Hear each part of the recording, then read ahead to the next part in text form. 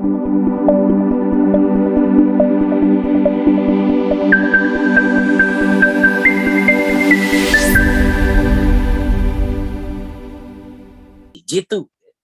Jadi satu satu approach yang sangat luar biasa nih. Jadi kalau berbicara jitu itu saya kembalikan lagi adalah tadi efektif dan efisien atau tepat sasaran. Di mana tepat sasaran itu ya sesuai dengan keinginan kan, sesuai dengan apa yang diinginkan. Jadi Pak Ustadz bisa bebas uang dan bebas waktu. Jadi ketika ingat uang itu cap bintang 11, ketika ingat waktu itu cap bintang 11 kan gitu. Berarti bagaimana itu bisa terjadi? Jitu itu seperti satu seperti itu. Makanya rekan-rekan sekalian, saya mengambil tema pada kesempatan malam ini itu adalah jitu dengan 1001. Perlu dipahami rekan-rekan sekalian. Kalau rekan-rekan sekalian sekarang yang belum jaringannya 1001 atau temannya 1001 atau belum memegang orang 1001, pasti terkena yang namanya itu galau ya. Benar nggak? Galau. Saya yakin orang-orang yang belum memegang orang sampai dengan 1001, mereka itu galau. Bayangnya rekan-rekan sekalian. Anda tinggal pilih sebetulnya karena memang kemampuan manusia di awal,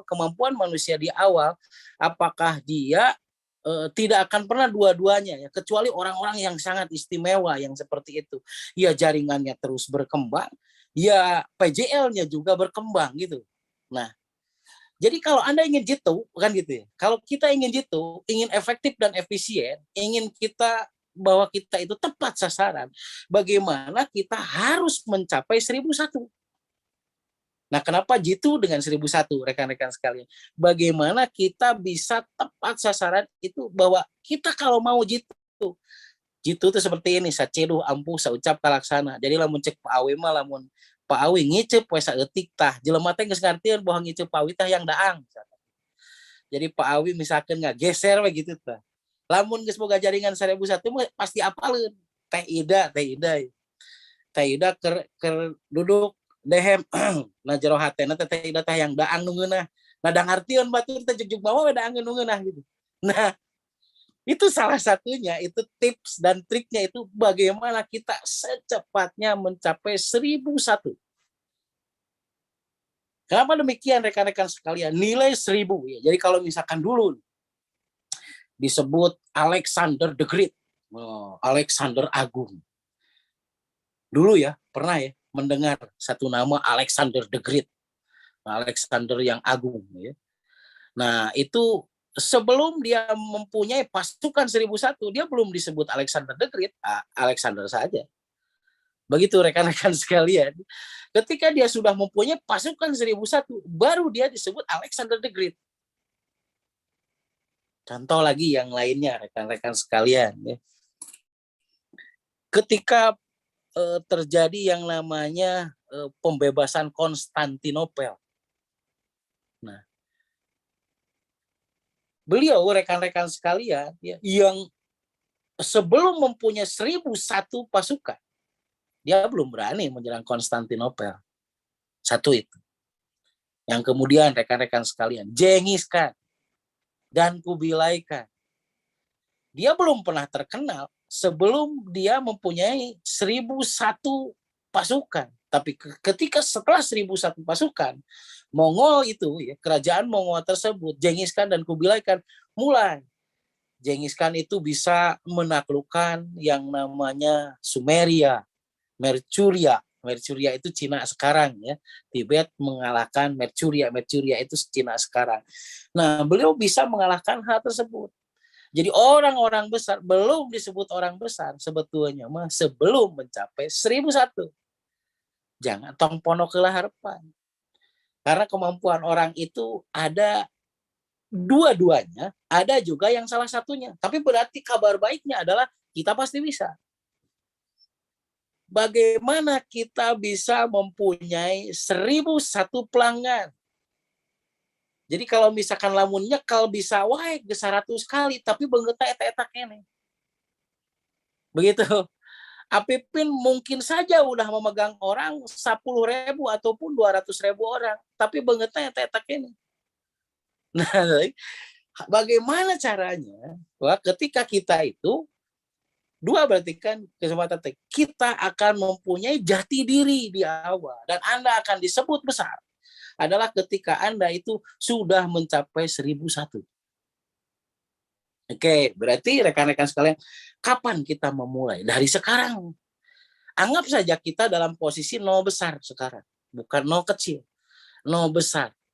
Bagaimana kita bisa menembus 1001 itu? Dimulai dari sesuatu yang kecil. Ingat rekan-rekan sekalian ya bahwa Al-Quran itu bernilai 1000 bulan, rekan-rekan sekalian ya. 1000 bulan itu sekitar 82 tahun. Jadi jika Anda bisa menjalin hubungan yang baik dengan pekerjaan Anda yang baik, apakah itu mempunyai jaringan 1000 jaringan, maka 82 tahun ke depan kita dalam kondisi yang aman. Berarti satu generasi bisa terselamatkan. Namun kurang tengah jamin. Nggak ngejamin rekan-rekan sekalian. Kalau kurang nggak ngejamin. Karena apa? Yaitu rumusan. Kalau rumusan itu kan mutlak absolut ya rekan-rekan sekalian. Jadi sekarang begini. Anda di jaringan Anda nih, di koordinat Anda udah hayang usek-usekan nyampe 1000 paket dan nepikeun ka ngeusang rek kumaha nepi ka morocot eta jeung tai peureu-peureuna da anger moal bisa da jelemana eta keneh gitu loh. Coba kebayang kalau rekan-rekan sekalian, orang-orangnya itu terus bertambah. Mending 1000 dibeli ku sorangan atau 1000 itu dibeli oleh satu orang itu satu orang oleh 1000 orang. Saya berpikir mending satu produk oleh satu orang. Karena besoknya bisa 2 produk oleh satu orang. Besoknya lagi 3 produk oleh satu orang kali 1000. Seperti itu rekan-rekan sekalian. Makanya di sini rumusan jitu itu adalah dengan 1001. Rumusan jitu dengan 1001. Saya tekankan dulu di sini rekan-rekan sekalian. Bagaimana Anda bisa keluar dari resesi sekarang. Resesi HT dan resesi ekonomi. Jadi Anda harus membuat yang namanya 1000 jaringan. Apakah jaringan yang namanya itu PJL atau jaringan kerja Anda, jaringan di koordinat Anda. Lepas rekan-rekan sekalian, Anda akan dipertemukan dengan siapa? Wajahna heula, jaga banget dulu rekan-rekan sekalian. Yakini dulu ini gitu loh. Tong kamurung heula can gina naon. Oke. Jadi kalau 1001 itu rekan-rekan sekalian coba tanggapi bahwa saya akan 1001 gitu loh ya. Nah, ketika ini dikumandangkan biasanya, kalau Bapak berkata 1001, saya gembira rekan-rekan sekalian bahwa itu akan terjadi pada saya. Berarti kan gitu. Nah, ini bukan terjadi pada orang lain, ini terjadi pada kita. Cuman kan harus ada pemantik. Biasana lamun urang ayeuna nincak kanu kenang gitu kan, atau ayeuna ngagibeg dina goong rekan-rekan sekalian, biasana sok karedah gitu. Ketika diluncurkan satu program ini, daleuwih babari tibatan sebelum diluncurkan yang lainnya. Sok, rekan-rekan yang dulunya terpisah menjadi datang kembali. Rekan-rekan yang dulunya itu bercerai-berai, bergabung kembali. Itu tanpa kita sadari, ketika dikumandangkan 1001 ini. Gitu. Nah, jadi saya sekarang kumandangkan kepada rekan-rekan sekalian, kita bisa keluar dari resesi diri, berarti kan hati orang ya gundah gulana wae kan. Dan resesi ekonomi ini jawabannya hanya 1001 tong mikir duh 1001 teh banyak. Oh, Gusmus bisa ngomong gitu. Sekarang udah ratusan ribu, udah sampai jutaan. Kan sama. Saya juga memulai dari nol dulu, rekan-rekan sekalian, bahkan minus. Enggak, rekan-rekan sekalian. Tapi, rekan-rekan sekalian, kalau Anda ingin gitu, Anda ingin tepat sasaran, Anda ingin bahwa apapun yang Anda inginkan itu sesuai dengan ekspektasi Anda, coba buat malam ini di titik nol. Kita buat dari besok sampai dengan hari selanjutnya. Itu efek berarti kan jitu itu sama dengan bebas uang bebas waktu rekan-rekan sekalian ya. Jadi uang dan waktu kita yang ngatur sendiri. Oke, biasanya rekan-rekan sekalian 1.001 orang tersebut bisa tercapai kalau seseorang itu biasa-biasa saja gerak. Biasa-biasa saja gerak nih. Jadi malas tapi tetap melangkah gitu. Setahun ke depan itu akan terwujud 1.001. Apalagi yang rekan-rekan sekalian sekarang bukan dari titik nol. Kebayang rekan-rekan sekalian. Mulai berarti rekan-rekan sekalian. Yang paling harus Anda mulai pada titik awal itu adalah nih berbicara dulu 1.001.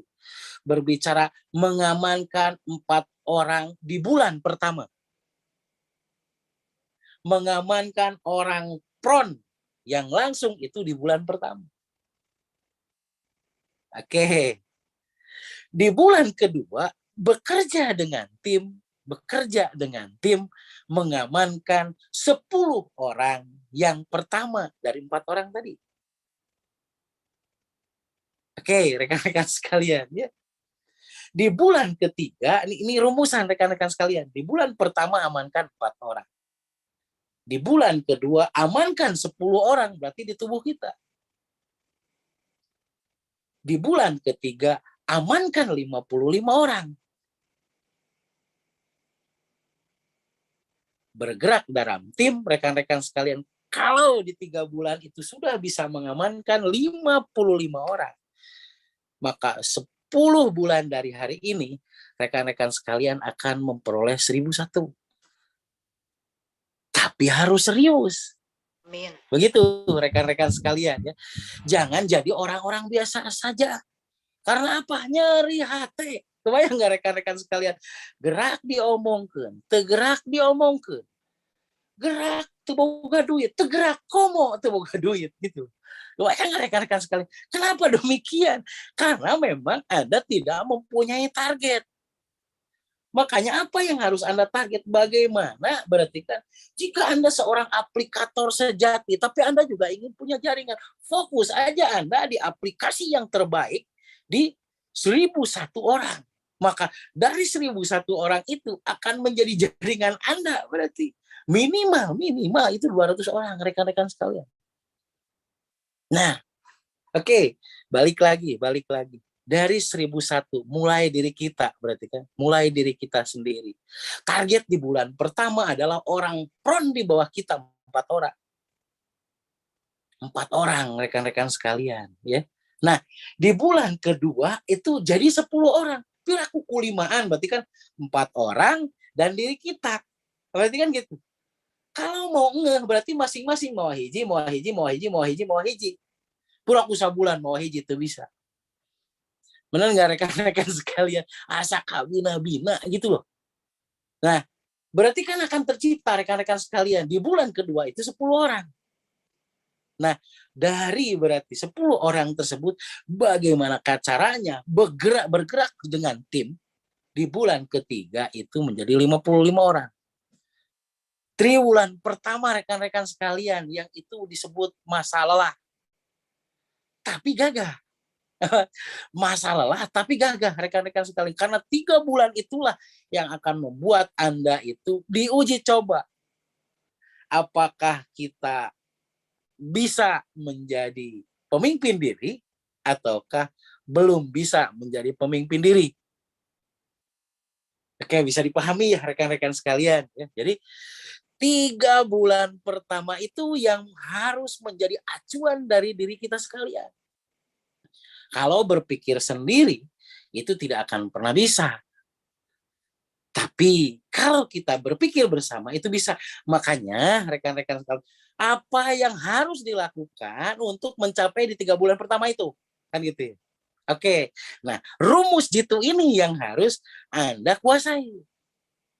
Oke, ya, saya dari 1.001 dulu. 1.001. Makanya kalau mau 1.001 gunakan rumus jitu ini. Oke. Yang pertama nih, di dalam rumus jitu tersebut adanya jenglengkeun kawani. jenglengkeun kawani. Yang disebut jenglengkeun kawani itu adalah tunjukkan totalitas keberanian. Wani, rekan-rekan sekalian. Soalnya nggak wani untuk beraplikasi, wani mengambil resiko, dan wani ngambil resiko antara benang resiko, rekan-rekan sekalian. Tapi jelema nu setengah-setengah rek ambil resiko, da sok aya resiko wae. Doyan nggak? Di mana jurig jeung sieunana anu wanian. Jurig teh setan lin. Rekan-rekan sekalian ya, innahu lakum aduun mubin. Jadi setan itu, mereka yang demikian itu adalah musuh yang nyata. Kadeuleu, karasa, karampak, kacabak benernya gitu ya. Oke, rekan-rekan sekalian, makanya jenglengkeun kawani. Yang pertama itu jenglengkeun kawani. Awas rekan-rekan sekalian, ujian, tantangan, dan cobaan itu hanya akan menimpa pada orang-orang anu teu boga kawani. Saya garis besar, jurig mah iblis masuk nyingsieunan teh kanu sieun. Bayang nggak rekan-rekan sekalian? Nah, berarti kalau seandainya kita sekarang itu dalam perasaan teh gitu anu paling tersisi, yang paling dimadoroti, yang paling dikucilkan, yang paling dihina, hati-hati. Tah urang teh kena ku jurig itu teh gitu. Rekan-rekan sekalian ya. Jadi kenapa kena ku jurig? Teu boga kawani alias kandung empedunya tidak bereaksi. Makanya kalau kandung empedu tidak bereaksi itu disebut teuyahan. Karena zat garam di tubuhnya tersebut itu berkurang, siama teuyahan gitu. Nah, berarti sama dengan kandung empedunya nggak fungsi. Makanya berarti apa yang harus dilakukan? Fungsikan kandung empedu gitu. Supaya orang boga kawan jenglengkeun kawan. Nah itu jadi amanat dari apa orang tua kita dulu. Sok jenglengkeun kawan, dan geus kawani pasti kabuka kan gitu.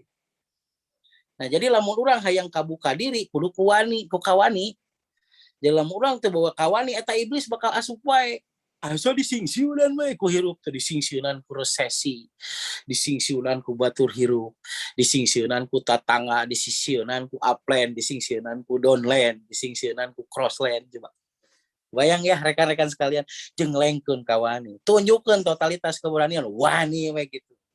Bahwa kita bergerak pasti kita akan mendapatkan apa yang kita gerakan, rekan-rekan sekalian. Makanya di awal keberanian hanya doa yang bisa membuat seseorang itu berani, rekan-rekan sekalian. Jenglengkeun kawani, tunjukkeun kawani kita ku doa. Makanya doakan apa yang akan kita lakukan dan lakukan apa yang sering kita doakan. Nah, begitu rekan-rekan sekalian. Maka dari situlah kadar keberanian seseorang itu akan terus bertambah. Yang kedua, rumusan I-nya itu adalah ikhtiar hasil nanya. Ikhtiar hasil nanya, rekan-rekan sekalian. Berarti kita berikhtiar itu hasil bertanya. Maksudnya, lain setiap langkah naon teh hayu we nanya gitu, tapi nanyana eta wae gitu. Kumaha supaya jaringan saya berkembang, poe ayeuna ya. Diberi jawaban misalkan temuin si itu da isukna teh kumaha caranya jaringan saya berkembang eta keplek eta jelema nu kitu coba kebayang rekan-rekan dilakukan acan ya nanya we terus gitu. Nah, jadi rekan-rekan sekalian jadi ikhtiar hasil nanya segera berarti popek praktek itu yang harus kita lakukan nih. Jadi bergerak dari hasil bertanya dan mengevaluasi. Biasanya rekan-rekan sekalian kalau kita bertanya enak bener nggak bertanya? Bertanya itu kita ada satu tantangan, kita tanyakan. Sehingga ada jawaban. Bener nggak rekan-rekan sekalian? Biasanya enak. Tapi kebayang yang paling tidak enak itu dievaluasi. Tah etana kurang tepat. Tak sudah meureun kadinya. Eta sok dengareun kan hati gitu. Bener nggak? Makanya rekan-rekan sekalian, ikhtiar hasil nanya. Jadi bergerak hasil dari bertanya dan evaluasi. Jadi siap kurang bertanya, kita juga harus siap dievaluasi. Benar nggak? Jadi kudus jadi satria gitu. Siap dikoreksi, siap ditanya. Kan? Siap nanya berarti kan. Nah jadi kudu ikhtiar hasil nanya. Makanya akan efektif gitu loh rekan-rekan sekalian. Kayak tadi Pak Awi bertanya. Betul Pak Awi. Bagaimana menyikapi rekan-rekan? sikapi saja. Selama itu kebersamaan, kenapa tidak? Kalau kita ingin bersama, ya bersama gitu. Sikapi saja, ya. Jadi sekali lagi bahwa bagaimana kita bisa mengefektifkan diri itu sama dengan bertanya, ikhtiar hasilnya. Oke. Yang ketiga rumusan T-nya itu adalah tunjukkan kemampuan di Nagalur. Tunjukkan kemampuan di Nagalur, rekan-rekan sekalian. Jadi tunjukkan kemampuan di Nagalur ini artinya itu adalah tunjukkan keahlian dari pekerjaan yang dilakukan. Tunjukkan keahlian dari pekerjaan yang dilakukan. Contoh rekan-rekan sekalian seperti ini. Rekan-rekan sekalian dalam menangani PJL. Misal nih, dalam menangani PJL. Nah, biasanya rekan-rekan sekalian grepluk di titah nangkuban kan gitu. Di grup ini udah nggak ada berarti ya. Kalau misalkan ketika nangani klien langsung tangkubankeun langsung di Kupra. Saya yakin enggak ya, di grup ini enggak ya. Berarti orang-orang yang di grup ini ketika mau memeriksa selalu memeriksa yang namanya psiko dan psikodetect ya. Dari situ orang tersebut akan mempunyai satu keahlian, berarti kan satu gambaran. Nah, biasanya seperti itu. Jadi tunjukkan keahlian Anda gitu loh. Dari mulai Anda psiko dan psikodetect. Anda bisa memberikan satu gambaran kepada orang tersebut apa yang terjadi, apa yang menyebabkan terjadi ini, dan apa solusinya. Berarti kan gitu. Benar nggak rekan-rekan sekalian? Jadi apa yang sedang terjadi pada dirinya, apa yang menyebabkan terjadi ini pada dirinya, dan apa yang harus dilakukan. Nah, banyak di luaran sana, rekan-rekan sekalian, jadi orang tersebut tidak memberikan tips-tips, benar nggak? Tips bagaimana langkah-langkah di rumah nggak dikasih suplemen, udah ditangani, dikasih suplemen pulang, rek ngontak udah bisa komplain kan akhirnya seperti gitu rekan-rekan sekalian biasanya gitu di luaran sana. Nah, yang harus kita lakukan adalah bagaimana kita membuat tips kecil gitu loh. Misal kayak tadi, misalkan kita mengajarkan totok perut kepada dia gitu kan. Terus mengajarkan olah napas pada dia. Kan kita balik lagi nih, saya review kepada rekan-rekan sekalian. Bahwa misal orang tersebut bermasalah dengan masalah kepala. Maka kita ajarkan bagaimana nafas kepala yang efektif. Kan gitu ya rekan-rekan sekalian. Sambil kita terangkan dan demokan. Coba ibu ketika ataupun bapak ketika sudah olah napas ini, pasti kepalanya lebih baik. Kan itu tancapkan kepada orang tersebut gitu. Nah, misalkan orang tersebut bermasalah dada dengan dada dan punggung. Kita ajarkan bagaimana dia olah napas dada dan punggung. Sambil kita demokan, besok Pak, coba oleh Bapak. Sekarang, nah kondisi sekarang kan belum nyaman nih. Bapak sekarang olah napas nih, ikuti cara saya. Misalkan kita memberikan satu contoh, tarik napas gitu kan dari hidung, kemudian kita tahan di dada, kemudian kita hembuskan seperti meniup botol, seperti gitu. Nah, itu kita kasih contoh kepadanya. Sehingga setelah itu kita evaluasi. Kira sok Pak, tanpa Bapak sadari, eta dada Bapak lebih nyaman. Sekali. Coba sekali deh Pak. Tarik, tahan, keluarin. Jauh lebih nyaman Pak, kali sambil kita pegang misalkan bagian yang kurang nyamannya.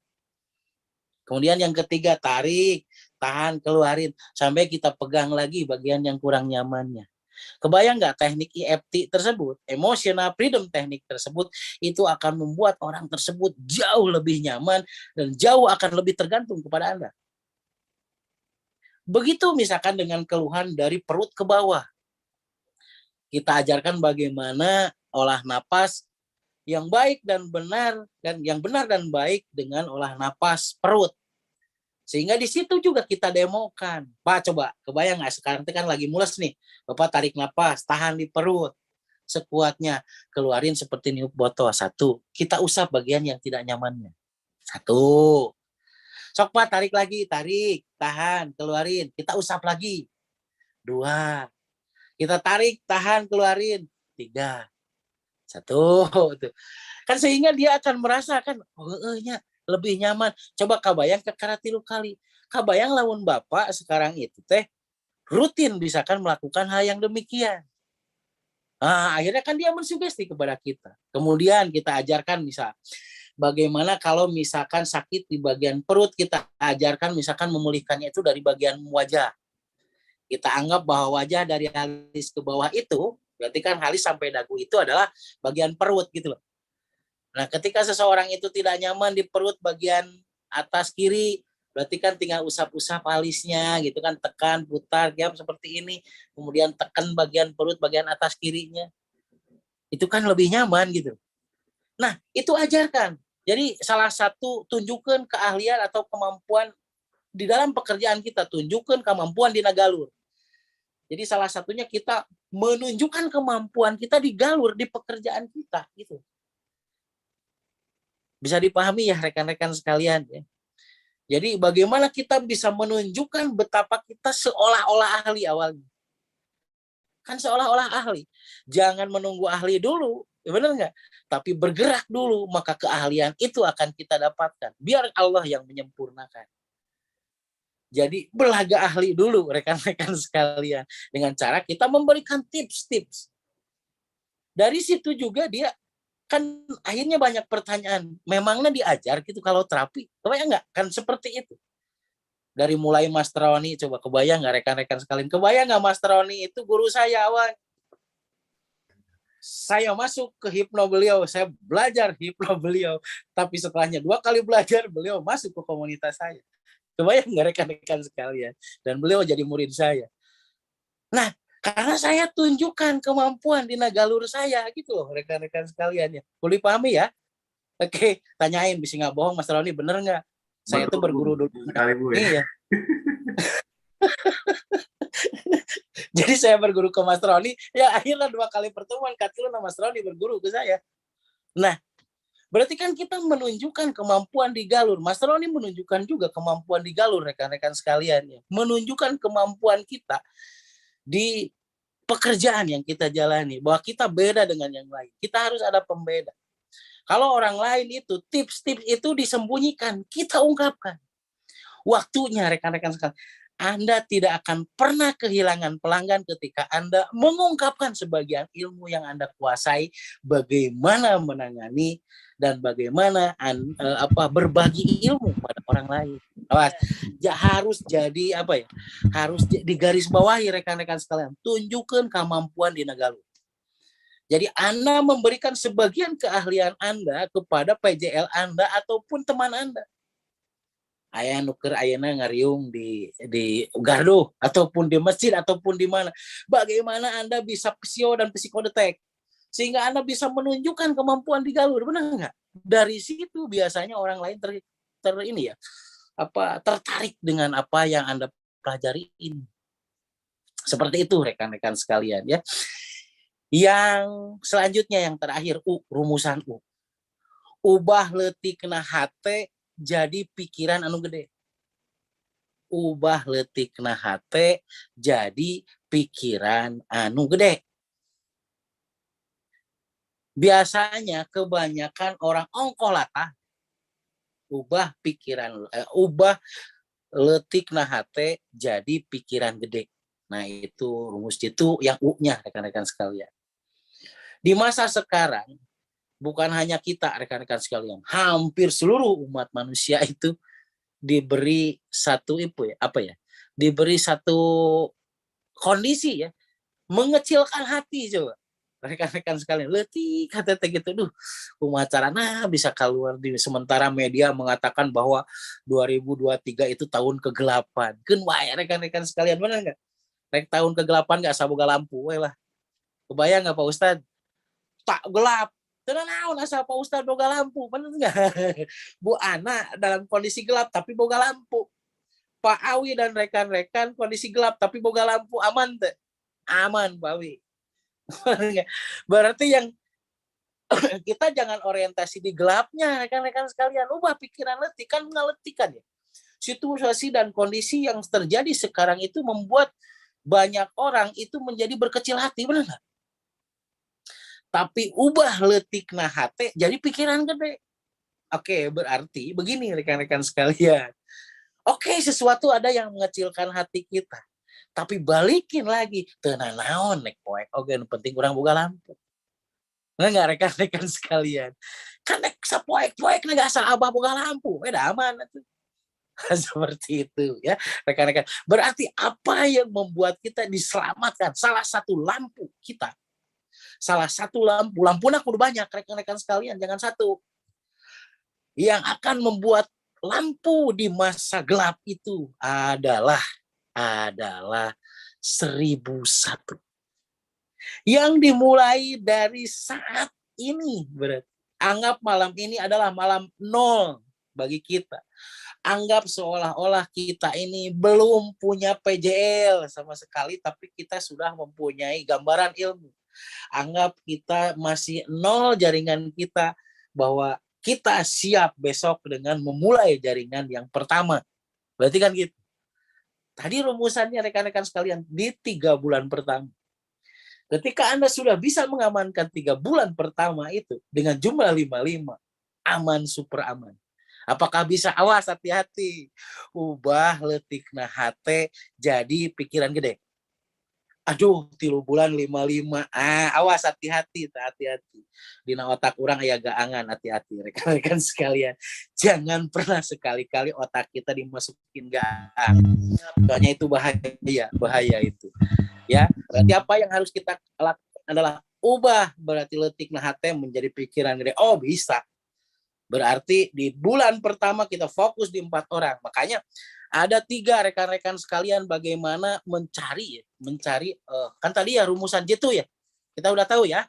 Yang pertama jenglengkeun kawani. Berarti kudu tunjukkeun totalitas kawani urang teh gitu. Piraku rek kiamat urang rek cicing bae, benar enggak? Jangan sampai kita sia-sia. Kiamat lain engke rekan-rekan sekalian. Kali kiamat di dunia lebih bahaya. Benar enggak? Jadi tubuh kita masih hidup, tapi pikiran kita sudah mati tak kiamat. Hati-hati rekan-rekan sekalian. Kita masih bisa menggerakkan tangan, menggerakkan kaki, bisa berpikir, tapi pikiran kita mati. Hati-hati rekan-rekan sekalian. Itu kiamat yang sesungguhnya. Ya. Jadi kalau pemikiran kiamat nanti, ya pasli ya, kiamat kubro, jangan berpikir itu dulu. Ya. Kiamat aja yang terjadi sekarang bagaimana caranya? Yaitu bagaimana kita keluar ya, kita harus punya penerang. Mana enggak rekan-rekan sekalian? Oke, ya. Ada tips di lapangan bagaimana kita itu bisa secepatnya mempunyai jaringan nih. Yang pertama itu jangan menabur garam di lautan.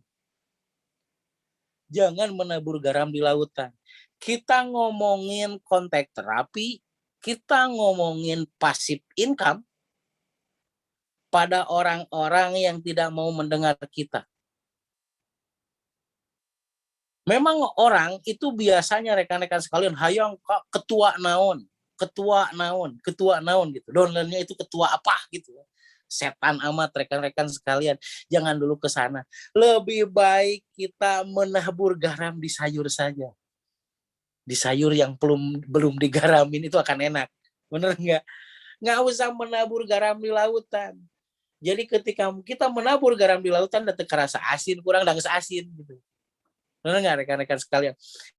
Jadi berarti kita ngobrol kepada orang yang mau dengar, karena asal ketinggalan mendengar weh gitu. Benar nggak? Asal kelihatan mendengar aja kepada kita. Biasanya orang-orang dekat kita yang kita anggap kemampuannya itu di bawah kita. Nah, biarkan kekuatan kita itu menjadi yang namanya bottom up. Bottom up kita buat kekuatan di bawah dulu, nanti juga kekuatan atas akan mengikuti kita. Begitu rekan-rekan sekalian, orang-orang pertengahan dan atas itu juga akan nanti termagnet oleh kita. Jadi jangan pernah menabur garam di lautan. Yang kedua, jangan duduk di jalan pintu. Entong diuk dina panto cek payunus. Ngahalangan jalan, rekan-rekan sekalian ya. Jangan duduk di jalan pintu. Maksudnya Anda itu jangan pernah menghalangi jalan. Bagaimana ketika Anda dekat dengan siapapun, Anda itu bukan penghalang jalan mereka, Rek bener kek, rek salah kek, rek naon kek. Lepas itu urusan pribadi, bener nggak rekan-rekan sekalian ya? Jangan pernah kita menghalangi jalan. Makanya ada istilah jangan duduk di jalan pintu. Entong cek Pak Awe mah entong diuk dina panto gitu. Bisi nongtot jodoh cenah gitu. Bayang nggak rekan-rekan sekalian nongtot jodoh itu boga jodoh-jodoh tuh boga batur-batur. Nggak punya teman hidup, maksud di sini bukan hanya istri ya rekan-rekan sekalian, tapi nongtot jodoh di sini teh nggak ada yang berjodoh aja kepada kita, teh nggak ada teman aja kita teh gitu loh. Hati-hati, biasanya orang yang demikian itu biasanya rekan-rekan sekalian banyak duduk di jalan pintu, sok ngahalangan ke hayang batur. Begitu. Ada ide langsung ditengkas, gitu. Ada ide langsung dipatahkan. Ada saran langsung dipatahkan. Setiap ada yang komplain emosi. Itu matching kan ya rekan-rekan sekalian. Berarti, nah itu salah satunya adalah kita duduk di jalan pintu. Itu jangan duduk tong diuk di napanto cing teh ida cing lama gitu kan. Terus cek Umi gini. Umi di Jawa sama gitu nggak Umi? Umi Sri sama ya. Tong diuk di lawang cina gitu kan. Bisi nongtot jodoh cina gitu. Jadi sama dengan itu sebetulnya silib sindir siloka sasmita rekan-rekan sekalian. Itu artinya jangan pernah kita menghalangi jalan orang lain. Kalau itu tidak mengganggu prinsip kita gitu. Ya. Kan gitu. Nggak usah Anda membetulkan ya. Iyakan saja gitu. Nah, yang ketiga rekan-rekan sekalian, di dalam istilah Sunda itu ada tong pasea bisi pajauh huma gitu. Tong pasea bisi pajauh huma sama dengan jangan berdebat rekan-rekan sekalian. Ya, hindari berdebat, kalau bisa jangan berdebat gitu. Karena tidak ada perdebatan yang menyelesaikan persoalan. Banyak orang debat terbuka untuk menyelesaikan masalah, tidak ada. Tidak ada perdebatan yang menyelesaikan permasalahan. Ada juga yang bertanya menjawab, bukan berdebat. Hati-hati rekan-rekan sekalian. Ada misalkan PJA atau orang lain yang kita tahu gitu loh bahwa itu salah. Dia yakin dengan apa yang dia katakan dengan versinya karena belum tahu. Kita tahu bahwa itu salah, kita debat gitu. Kan biasanya sok ilmu teh hayang gitu, datarkeun we gitu. Lamun teu sarua jeung jalan datarkeun. Nah, hati-hati rekan-rekan sekalian, hal yang demikian itu juga bisa menghambat di dalam pergerakan kita ya. Jadi balik lagi rekan-rekan sekalian, hal kecil berarti yang harus kita lakukan, jangan pernah menabur garam di lautan. Yang kedua, tong diuk di pantau, berarti kan gitu, tong diuk di lawang pantau, jangan menghalangi keinginan orang lain. Misal rekan-rekan sekalian di jaringan kita, teman kita atau apapun, saya mah hayang motor hayang sepeda ontel, wah sia mah keur naon make kitu atau gunana, kan we hargai rekan-rekan sekalian. Ada lagi misalkan orang nih di jaringan, lu saya mah cenah impian teh hayang panci cenah gitu.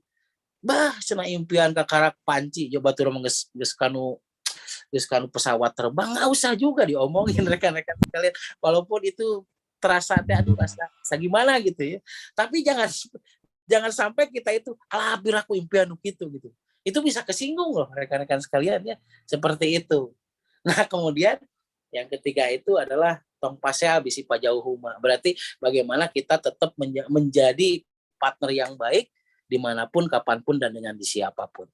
Begitu ya rekan-rekan sekalian, selama tidak berdosa lakukan.